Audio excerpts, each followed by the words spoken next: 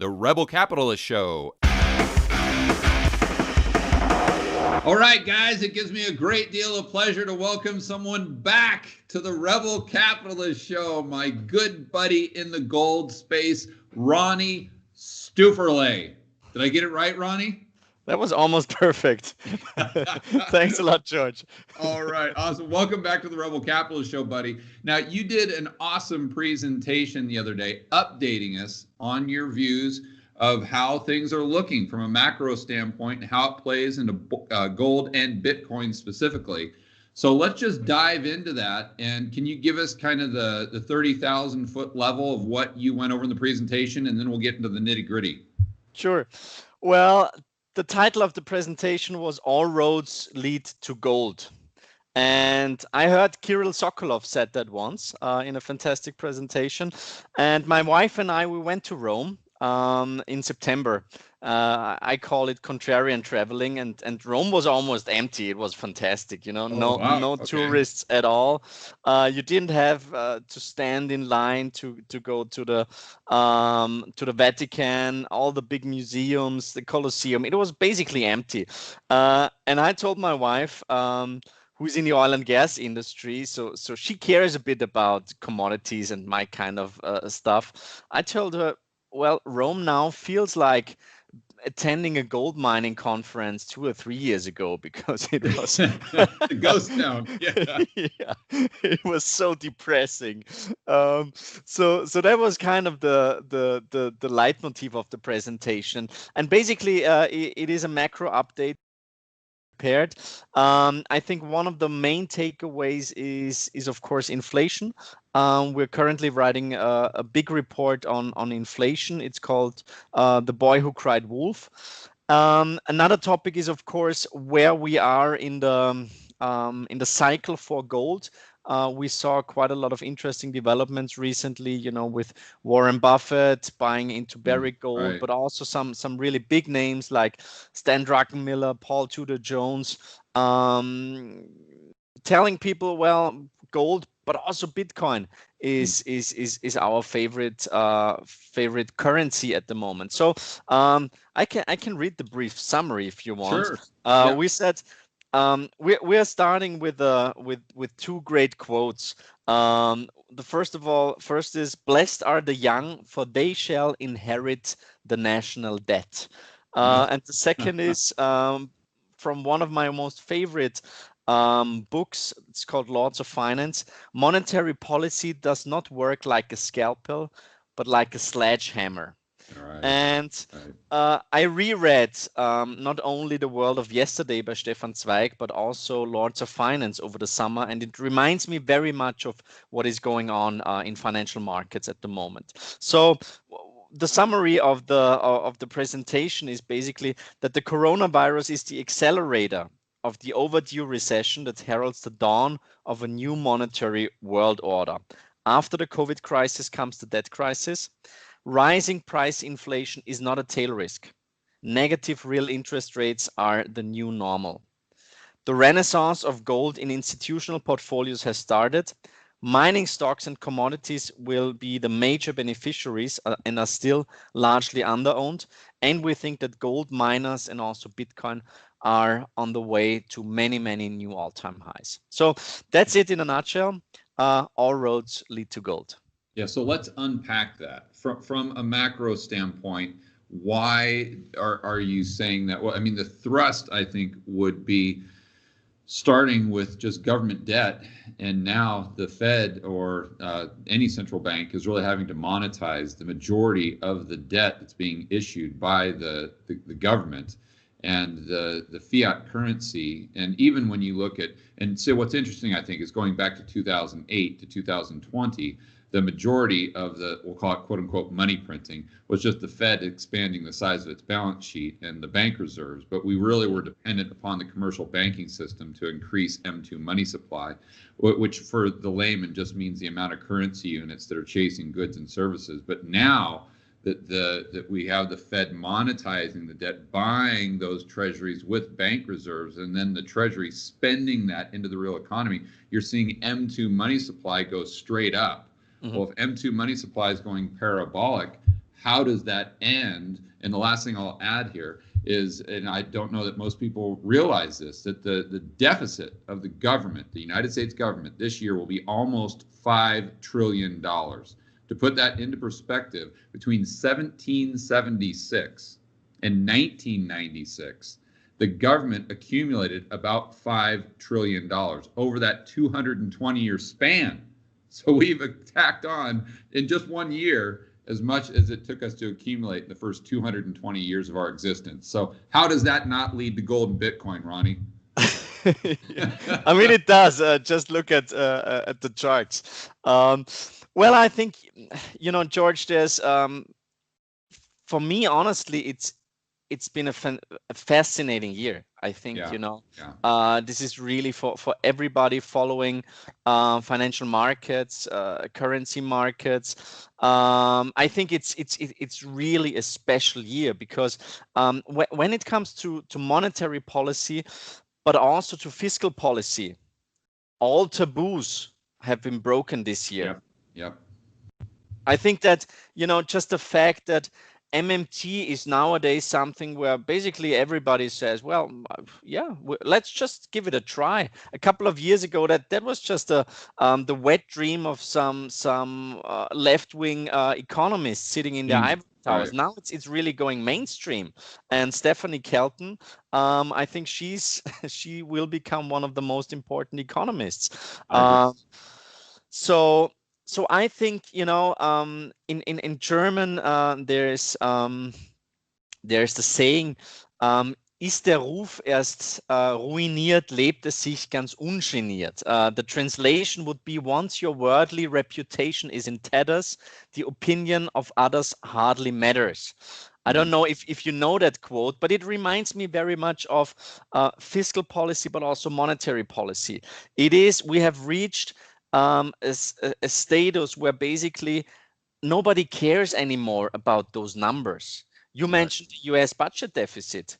Who can really understand and comprehend those numbers? Is it 5 trillion, 6 trillion, 10 trillion?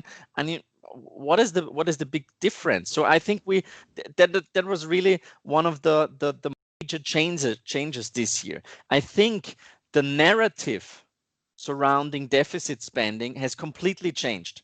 So there are no deficit hawks anymore. And right. Over here in Europe, for example, the French said, well, when the whole thing is over, we won't go back to the Euro Stability Pact.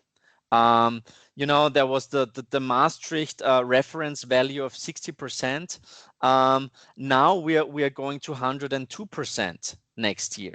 And basically, every country says, well, those stability criteria that we once implemented, and they were basically something that we promised our citizens when we introduced the euro. And Ronnie, you're talking about a debt to GDP ratio, right? Yes. Okay. 60% debt to GDP ratio. So I think there are many signs that taboos were broken and that we are starting with a completely new chapter. Now, right. When it comes to monetary policy, at my presentations, I often show this fabulous book.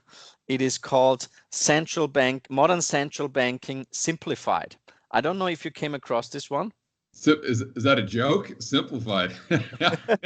So it shows Van Bernanke. No, I haven't seen that. Well, and it says the US government has a technology called a printing press, or today its electronic equivalent, that allows it to produce as many US dollars as it wishes at no cost. No cost. And I like that last part, at no cost. And I got this book when I still worked in a bank. Somebody just sent it to me. I don't know if it was a reader of the In Gold We Trust report. And I said, well, it looks interesting. And I opened it and I said, well, Modern Central Banking Simplified. It says, print money, print money, print money, print money. And on the last page, it says, keep on printing. Best thing about it, it sells for, I think, $10 on Amazon. So this guy writing this book, he's a great businessman. But, I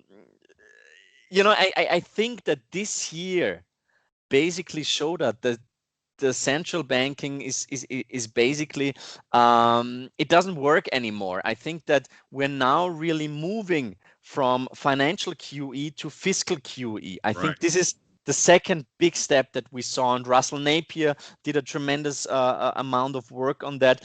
Basically says governments try to circumvent the money creation. It's going away from commercial banks, and now basically due to government guarantees, the government is more and more taking over the control of the money supply. And you mentioned M2. It's growing at a much, much faster pace than even in the 1970s, which was highly inflationary. So from my point of view, inflation will really become one of the most important drivers for investors over the next couple of years. What do you see the catalyst, or inflation's tough. Let's narrow it down, because when you talk about inflation right there, I think we would both define that as consumer prices going up, because obviously that can be asset prices, that can be the dollar going down or losing value against other currencies. There are a lot of different ways to look at it, but we'll just focus on consumer prices going up. And a lot of people would say, well, yeah, the Fed actually did create consumer price inflation because the CPI is completely bogus. And then there would be other people that would say, well, they might have created inflation to a certain degree, maybe the 2% that they'd admit to, but they didn't create hyperinflation or something like the 1970s. So why can't, if they could do QE for the financial industry, why can't they do it for the average Joe? Why can't we do QE for the people? If we can bail out all of the big banks and the hedge funds, which they did, why can't we bail out the average Joe by just sending them $2,000 or $3,000 a month? And I think that you and I understand that that would most likely be more inflationary because it increases M2 money supply directly, what you were talking about earlier with the government just going around the commercial banking system. But I don't think a lot of people really understand how that works. They just think that QE is QE, and whether it's bank reserves being increased or them sending out stimulus checks, it's really the exact same thing. But helicopter money is much, much different. So, and I'll say one more thing here, and I'll let you take the ball and run with it. I think that back in March, we went from there being a Fed put, and I think it was kind of psychological, but the Fed comes out, guns ablazing, we're going to fix the repo market, we're going to do QE 1, 2, 3, and the market goes up because the market thinks that the Fed has a backstop. But in March, they did that. The market still went straight down. The market didn't recover until the government came out and announced all of their stimulus programs. So I think we've gone to a government put, but I think the case for gold and Bitcoin here is that the government put increases M2 money supply directly, where the Fed put might not.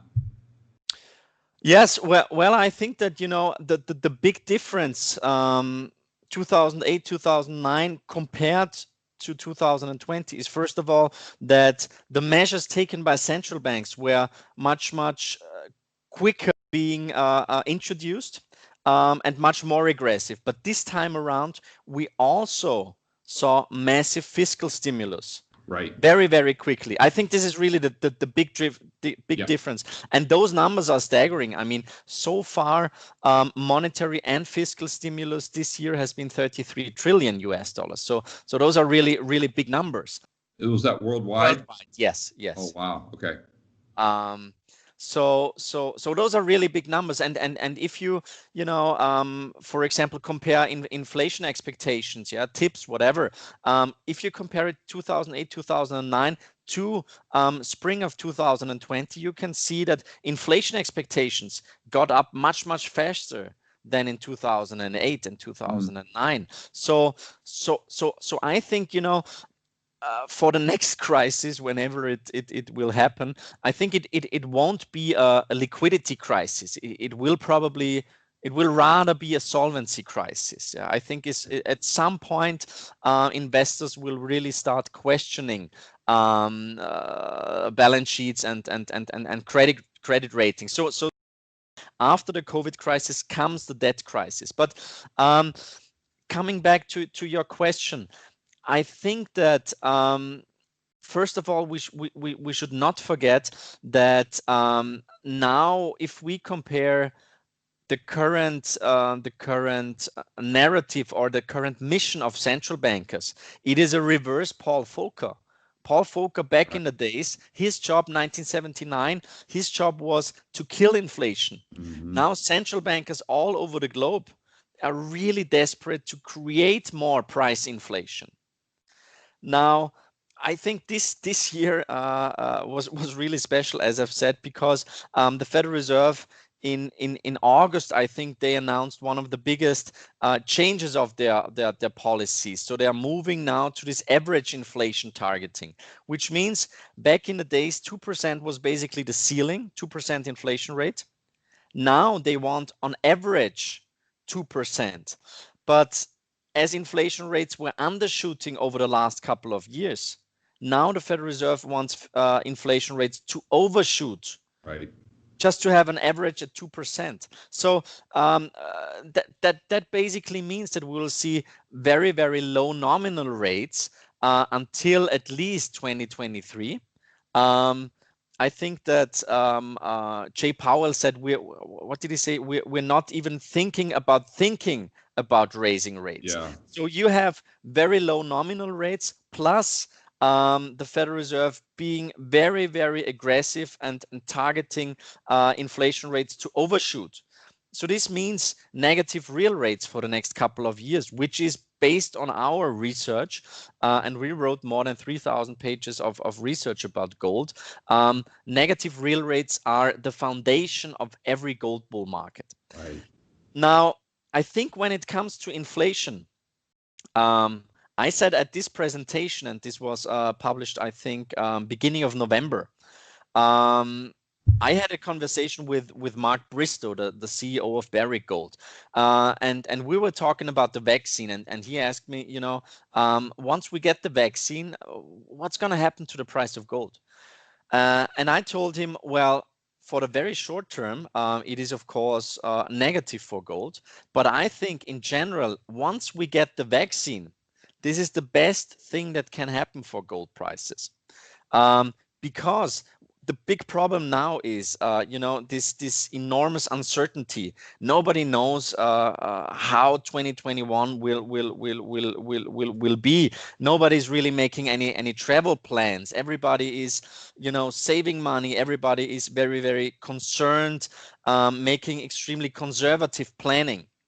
But once we get the vaccine, I think this is going to change, and I really feel, and you can feel it in financial markets with value stocks coming back, all the the cruise ships, oil stocks, all those sectors that were basically beaten down through the COVID crisis. They are now basically coming back. But also talking to people, everybody is getting a little bit more optimistic. So from my point of view, of course, financial markets, especially equity markets, are always discounting the future, of course. And I think that the stock market already tells us, well, COVID won't be a big problem in the second, third, or fourth quarter of 2021. And I think it is completely nonsense, people telling us now, well, people will their spending habits and they won't travel too much anymore. I think this is nonsense. I think once this whole uncertainty about the health situation is out of the market, people will go crazy. They will go every weekend to, I don't know, to London, to Barcelona, to Las Vegas, whatever. They will go to every conference. I mean, my wife always tells me, isn't there any gold conference that you can go to? Get you out of the house. and everybody is really, nobody likes those Zoom meetings anymore. So I think once we really this vaccine news gets into the market and people really gain confidence, I think the velocity of money, or as the Austrian would call it, the demand to hold money, will completely reverse. So basically, we will see an enormous amount of money that was produced now meeting higher confidence. And from my point of view, this sounds like inflation. And just one last word. Yeah. Just have a look at inflation sensitive assets. Have a look at gold and silver prices, have a look at commodities, base metals, agricultural commodities, inflation protected bonds, at commodity sensitive currencies like the Australian dollar, but also the ruble or the Canadian dollar. They're all telling us inflation. So I think, be careful what you wish for. It might come true. This is something that central bankers all over the globe should think about. Yeah, a lot to touch on there. So first, I want to make sure that, or I want to encourage people, because we're talking about the demand side of the equation right there, with people having money in their pocket. They get these stimulus checks. It's gone up, the pent up demand. Therefore, when they're able to cut loose and they go out there, spend the money, increases velocity. But I think people need to also consider the supply side of the equation. We've had these lockdowns, and if we go through a second or third wave, whether it's legit or not, I'm not here to debate that, but it is what it is, and the governments will most likely take more draconian measures, which reduces the amount of supply or the supply of goods and services. It cuts down on the supply chains. So you have that effect as well. So yes, people will want to go out there and spend, but they'll have a lot fewer choices, which will bid up the prices on what few choices are left even more. I'll give you a great example. I just flew to Vegas over the weekend, and there was an airline that it's kind of like a semi-private airline. You fly out of Phoenix to Vegas, and right now they only have routes to Vegas and Burbank. But prior to COVID, they had 14 or 15 different routes to all these different cities. So all those flights are now gone. So if we flip the switch and go back to like after a third wave, like the Spanish flu, and after 3 waves, it's gone, then you're going to have a lot less choice, which drives prices up even higher. I mean, lumber has gone up, it's quadrupled over the past few months, and that's with some of the lockdowns still in place. So I want to encourage people to think about that. Yep. But then the next thing I'd like you to touch on, Ronnie, is this idea of yield curve control. And I read an article the other day that Brainerd is one of the top candidates for the Treasury for Biden.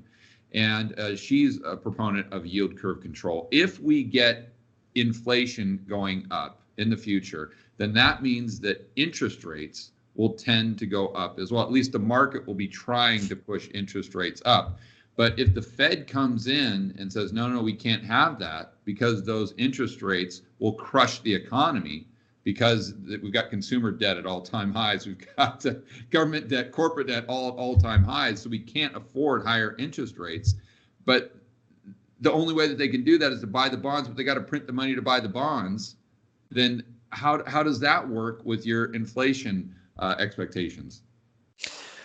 Well, I think if people at some point should realize that real rates are deeply negative, right. And at the moment there's, I think, 17 trillion of bonds trading at negative yield, so it's a guaranteed loss.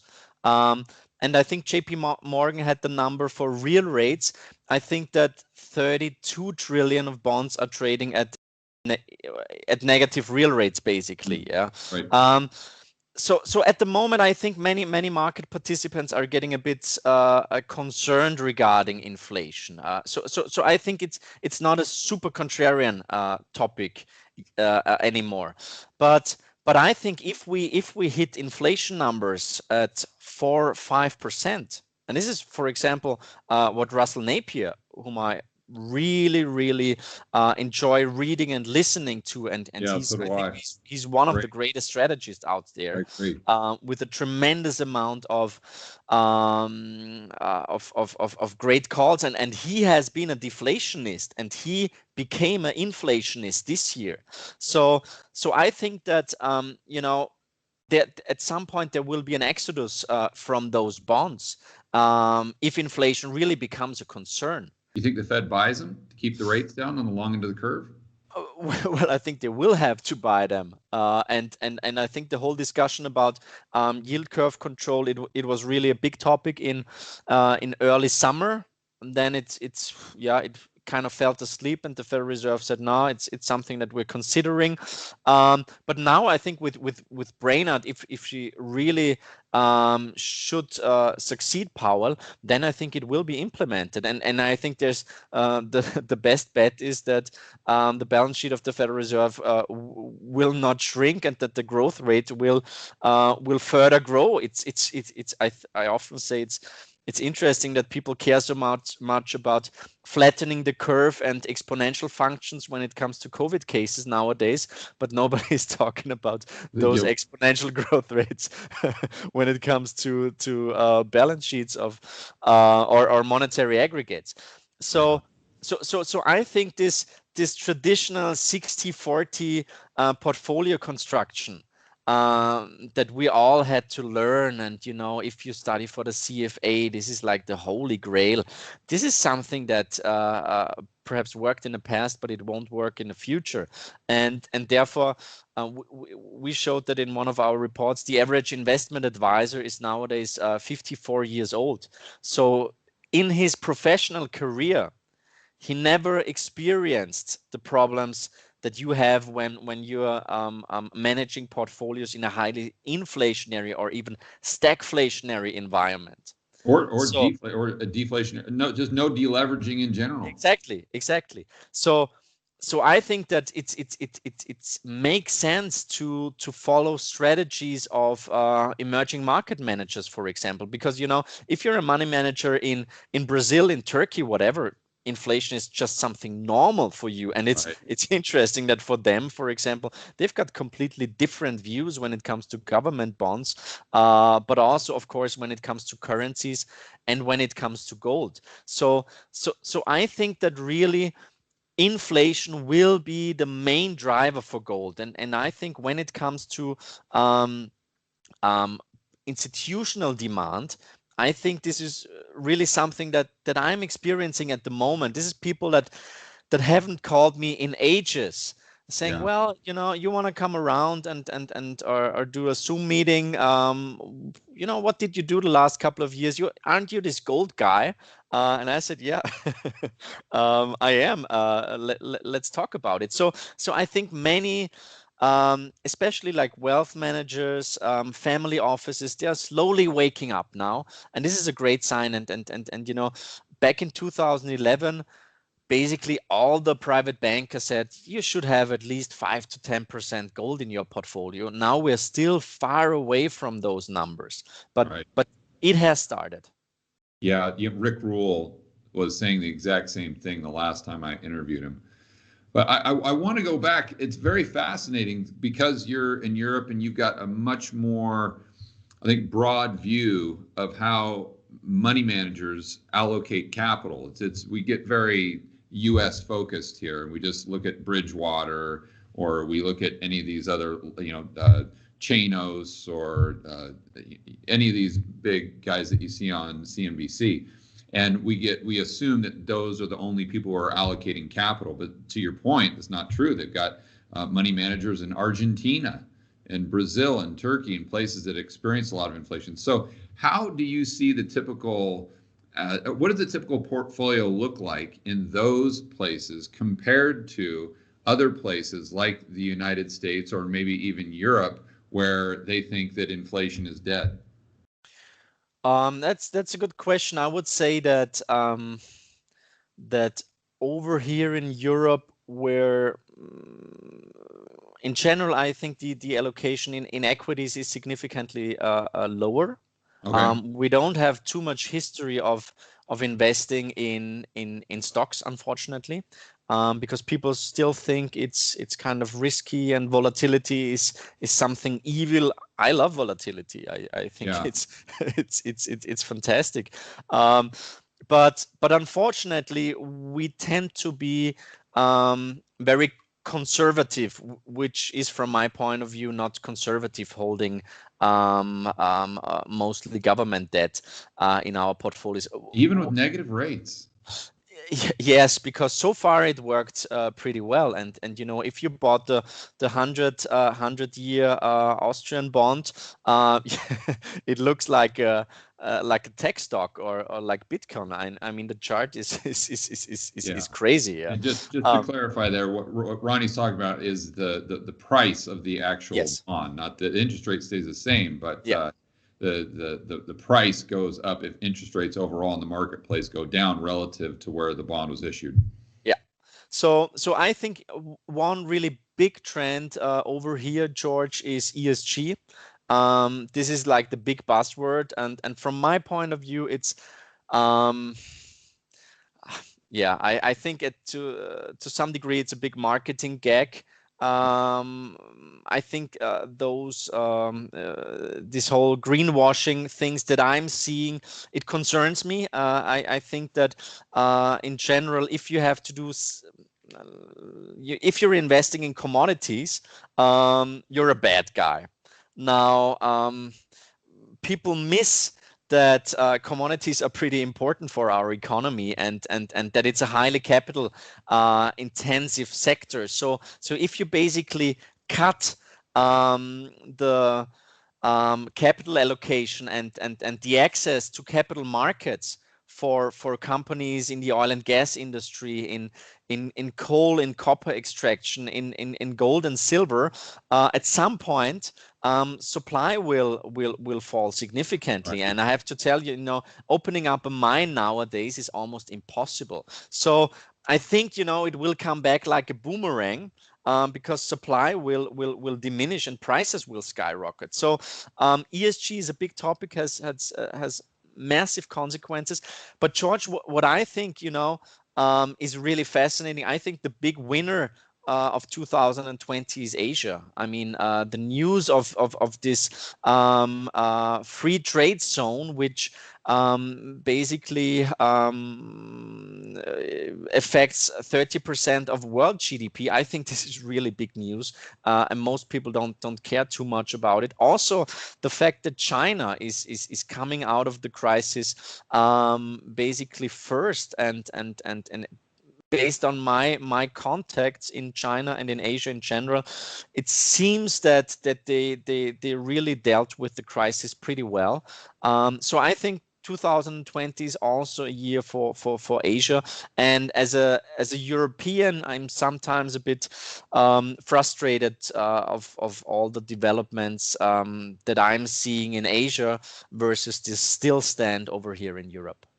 Okay, so we look at the portfolio in Europe for an asset allocator, typically heavy bonds. In the U.S., probably equities. How would that differ from, let's say, Turkey, or where I'm guessing they're probably more into gold and real estate? And then let's go into this new free trade zone, because I don't think a lot of people, especially here in the United States, know anything about this. So it sounds like big news that we should all understand better. Well, George, I did presentations in I don't know how many countries all over the world, and I think I really got the best and the hardest questions in the Q&A session in Turkey. Really? Those people, they know everything about gold. It was Huh. really fascinating, because of course, I mean, if you've got such a weak currency, and if inflation is such a big topic for you, obviously you care about how to save money in a sound currency. And I mean, it's no Right. coincidence that gold, but also Bitcoin, are, you know, the perception is completely different in Venezuela or in Argentina. So I think that countries like Turkey have got a completely different culture when it comes to gold, but also over here in Austria and in Germany and in Switzerland. If you have a look at the numbers, the typical gold allocation is higher Mm. compared to the United States or the UK. And I think that, you know, over here we are still, our monetary DNA is still affected by the hyperinflation. Really? Wow. While in the US, I think the Great Depression, which was deflationary. And I think everybody should read Murray Rothbard's book about the Great Depression, because Yeah. it tells the real story. But I think this explains why you're getting from your aunts or from your grandparents, why you're getting little gold coins or silver coins, yeah, for every birthday or Christmas and so on. So this is definitely, for us, it's just normal to have I don't know, 10-15% in physical gold. Okay. Yeah, that makes a lot Now of sense. coming back to Asia, it is called the Regional Comprehensive Economic Partnership, and they started negotiating already in 2013. And now basically announced that they will sign it. India is not participating yet, but they might at some point if perhaps the government should change. And this is basically the world's largest free trade agreement, representing 30% of global GDP without any US involvement. And now, I don't know yet what the monetary gains will be, but of course, the political gains are enormous, because normally countries that trade with each other kind of like each other and don't fight wars. So it will definitely. I think it's a big step, and George, we're writing about the de-dollarization of the world, this really big trend for many years already, and I think, you know, free trade agreements, but also bilateral accounting between countries, you know, circumventing the US dollar. I think those are all signs that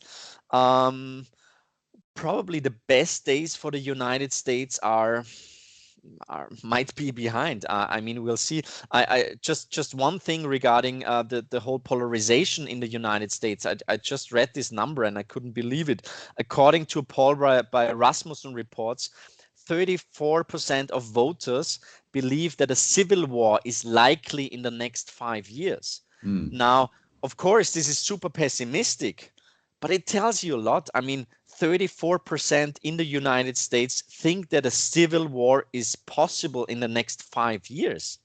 Yeah. It tells you quite a lot, and it seems that it's definitely a rising tail risk. Oh, absolutely. Absolutely. And, you know, I'd like to get your opinion, because you travel so much and talk to so many, not only high net worth individuals, but money managers. What are your thoughts right now on Eastern Europe, Russia, and the Middle East? And the reason I say that is because I see kind of this political narrative that, whether it's coming from, you know, Justin Trudeau in Canada, or the World Economic Forum with this great reset, where they want to completely change, they you know, they dress it up to be, we want to improve capitalism. But if you really read what they're saying, they're really saying we want less free market, we want more kind of this centrally planned, controlled economies. But and also they want a heavy push towards green energy. So I'm not saying that's good or bad. I will say that I would prefer that if we have a push towards green energy, it come from the free market and from entrepreneurs and from the bottoms up type of approach, instead of it being thrust upon us by the overlords. But if you look at kind of that whole great reset agenda, you look at countries like Russia, the Saudi Arabia, the Middle East. They really don't benefit from that. In fact, it's quite the opposite, because they're so reliant upon natural resources, commodities, and more specifically oil. And then the Eastern European countries, I think a lot of people are still alive today that lived through call it communism, socialism, whatever you want to call it. And I would assume that, you know, if the people in Germany and Austria can relate and remember, and they're still wired in about Weimar Germany, and here in the United States about the Great Depression, that as far as socialism would be hardwired into their brain, that, listen, we want nothing to do with anything that resembles a centrally planned economy, and therefore they would avoid this kind of great reset agenda more than, say, the West. Do you have any thoughts on that? Well, I think this is a very important thing that you're bringing up. I once attended a conference in Bratislava, in Slovakia, and we went there on a boat. My partner Mark Wallig and I, and we traveled with Jim Rickards, because he did a presentation in Vienna, and we went to this conference, and he said, it's about Austrian economics, and Jim asked us, do you think it's going to be big? And we said, we don't know. And we went there, and it was packed. There was like so many young people, and they were all extremely eager to learn and find out more about the Austrian school, about libertarianism. It was really fascinating. While over here in Vienna, if you go on the street and ask, who is Hayek, most people will say, well, Salma Hayek. But nobody knows Friedrich August von Hayek, who won the Nobel Prize for economics in 1974, by the way.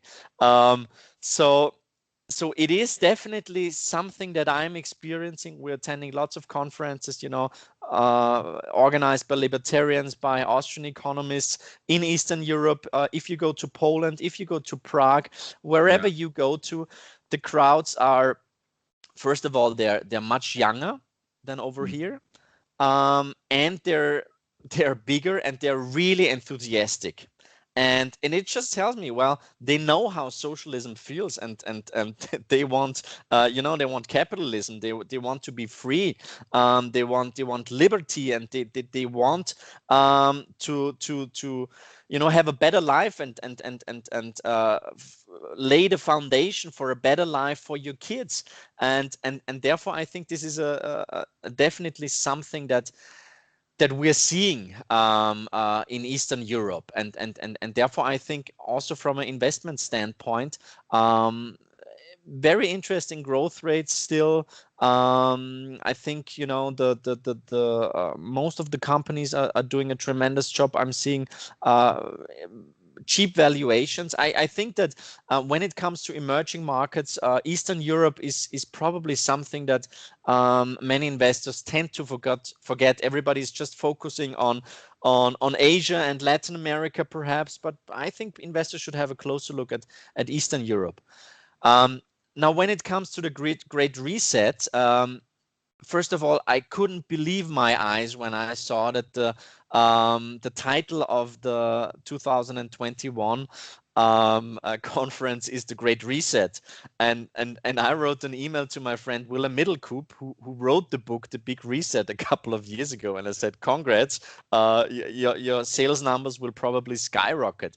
But I think, never waste a crisis, and this is what we're seeing now. I think, as I've said, all taboos have been broken, and if you follow Twitter, stuff like universal basic income, like helicopter money, like MMT, like a debt cancellation, this is something that is really becoming mainstream, and many friends of mine who don't care too much about economics and reading all this historical stuff, they say, yeah, let's just give it a try.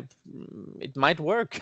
I think it's a pretty dangerous experiment, but I think that it's really the zeitgeist that we're seeing now, unfortunately.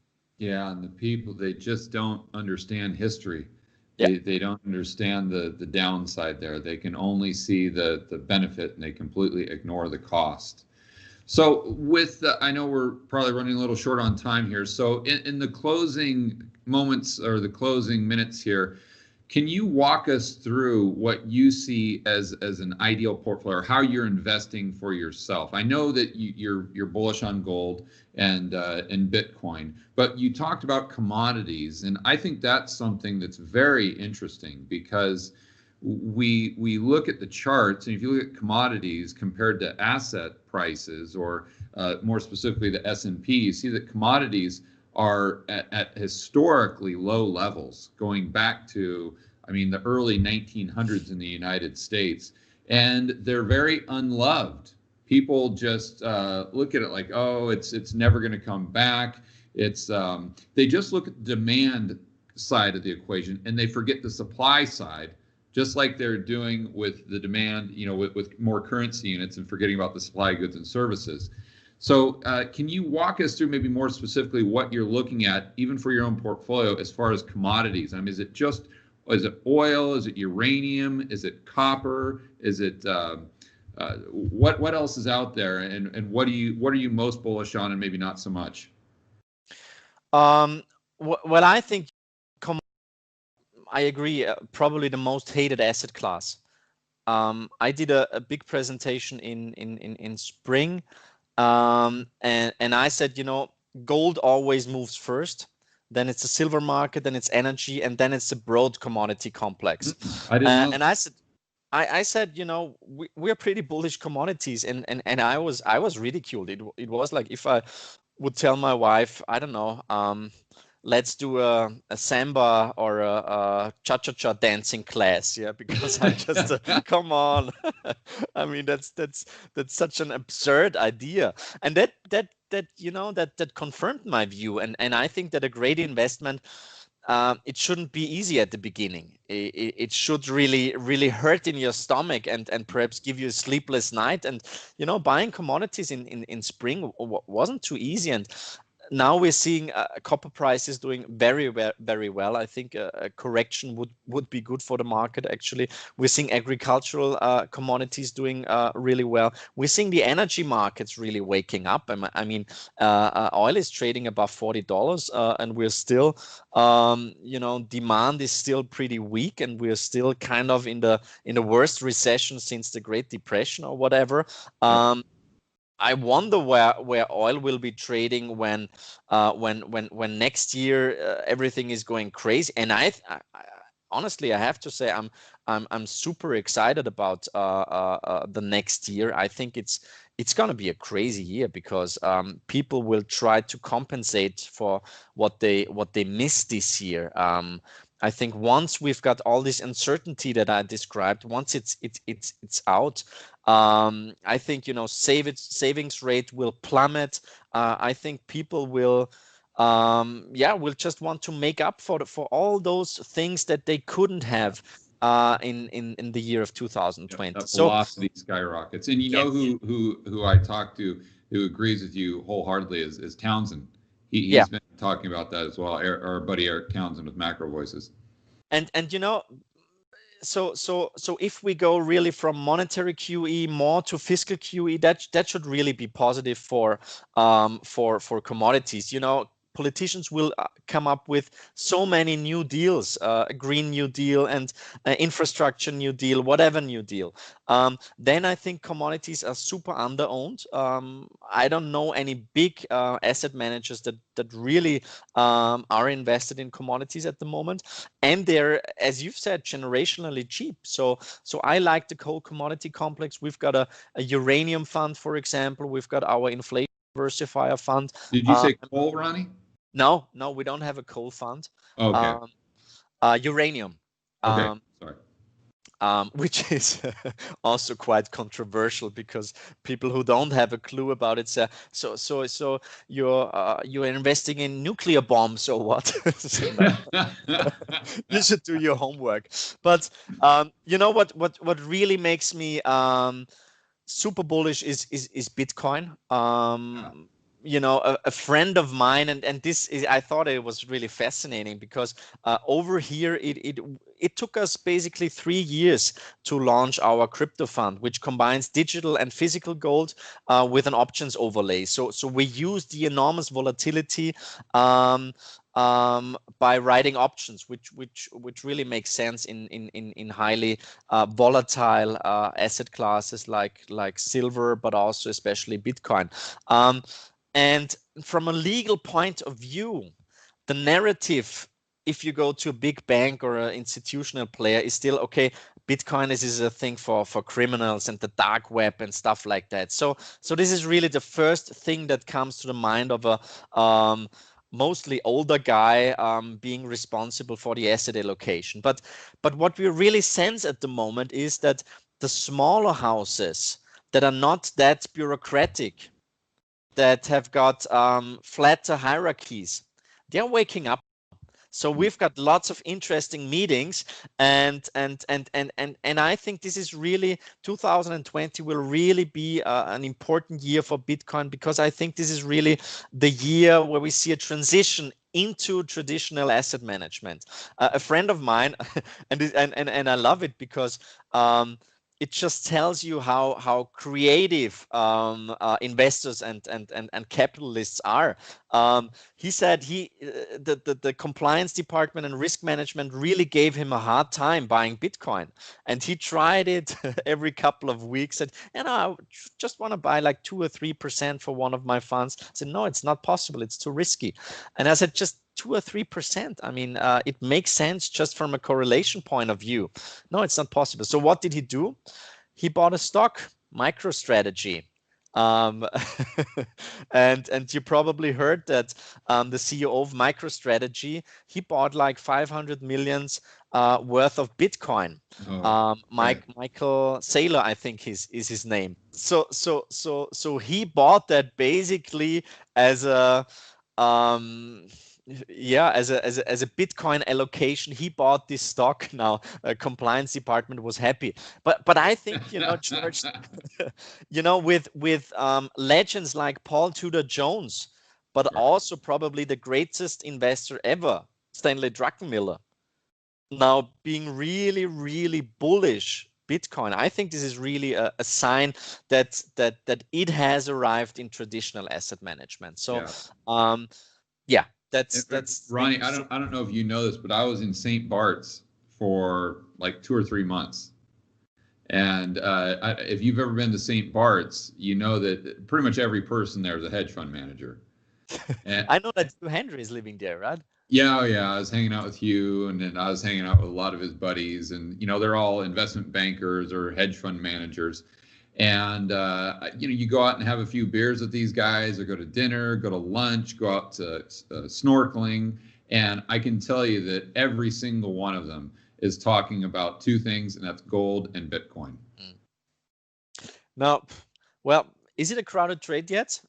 No, I don't think so. But I think it is very similar when it comes to gold, but also Bitcoin. I think we're not in this first phase of the trend, not in this accumulation phase where it's super contrarian. I think we're now in this public participation phase where people are really waking up and just one, but we're not in this parabolic move yet where everybody is going crazy and only buying private placements of some small Australian exploration companies, or all those altcoins or shit coins. They're not doing so well. It is really Bitcoin that is so strong this time compared to 2017. But really, one thing that came to my mind when I had a look at some charts, it is cracker boom, like Ludwig von Mises explained it. And perhaps on a final note, I'm sorry, I think we're talking for almost an hour, but I really enjoyed, and I hope that you too. I picked Human Action from my bookshelf, and in Human Action, Mises writes about the crack-up boom, which is Katastrophenhoss in German. He writes, but then finally the masses wake up. They become suddenly aware of the fact that inflation is a deliberate policy and will go on endlessly. A breakdown occurs. The crack-up boom appears. Everybody is anxious to swap his money against real goods, no matter whether he needs them or not. No matter how much money he has to pay for them. Within a very short time, within a few weeks or even days, the things which were used as money are no longer used as a media of exchange. They become scrap paper. Nobody wants to give away anything against them. Gresham's Law. Yeah. So I think the term crack up boom will be a term that we will hear much more often over the next couple of months. I think so too, buddy. All right, we will leave it there. Ronnie, for any of my viewers who want to find out more about what you do or the amazing reports you write with your business partner, where can they go to check that out? Well, our webpage is incrementum.li, which stands for Liechtenstein. We're publishing the In Gold We Trust report now for 14 years, published in German, in English, but also in Mandarin. So the Chinese edition will be published in a couple of days. We're publishing gold chart books. We've got a book, Austrian School for Investors. Yeah, and actually, basically all of our research is available for free because we want to inform and educate people about sound money and how to protect from inflationism. So have a look at our webpage. We're pretty active on Twitter at Ron Stöferle, and we've also got a YouTube channel with our presentations and some interviews. All right, buddy. I appreciate your time. Can't wait to do it again. Thank you very much.